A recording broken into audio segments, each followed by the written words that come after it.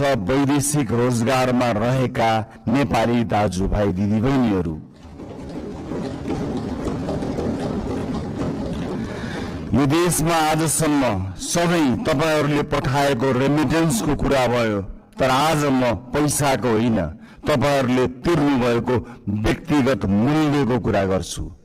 परिवारबाट अलगिनु भयो, आमा बुवाको साथ गुमाउनु भयो, कलिला छोराछोरीको बाल्यकाल गुमाउनु भयो, चाडपर्वको रमाइलो, परिवारको माया, आफ्नो गाउँघरको न्यानोपन गुमाउनु भयो। कतिले आमा बाबुको मृत्युमा काँध थाप्न पाउनु भएन, कतिले सन्तानको पहिलो पाइला देख्न पाउनु भएन। आज म यहीँबाट क्षमा याचनाका साथ स्वीकार गर्छु, यो देशले तपाईहरूको त्यागको उचित सम्मान गरेन।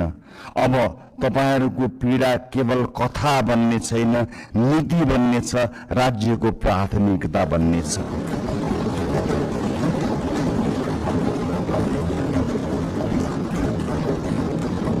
बिचौलिया र श्रम माफिया अब कारबाहीका भागीदार हुनेछन्। अबको नीति तथा कार्यक्रम र बजेट तपाईहरूको हुनेछ।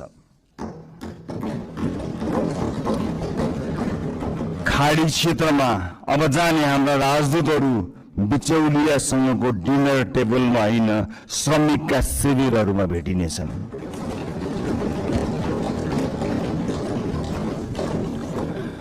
मैले युवा साथीहरूलाई विशेष अपील गर्नु छ, यो परिवर्तन पनि तपाईहरूको हो, यो सरकार पनि तपाईहरूको हो, यो संसद पनि तपाईहरूको संघर्ष, तपाईहरूको आवाज र तपाईहरूको विश्वासको परिणाम हो यो संसद। तपाईहरूलाई दक्ष र आत्मनिर्भर बनाउन, रोजगारी र उद्यमशीलतासँग जोड्न, नवप्रवर्तन र नेतृत्वका अवसरहरू पैदा गर्न सरकार प्रतिबद्ध छ। माननीय सांसदज्यूहरू जुनसुकै पार्टीबाट चुनिएर आए पनि हामी जनतालाई प्रतिनिधित्व गर्दछौं।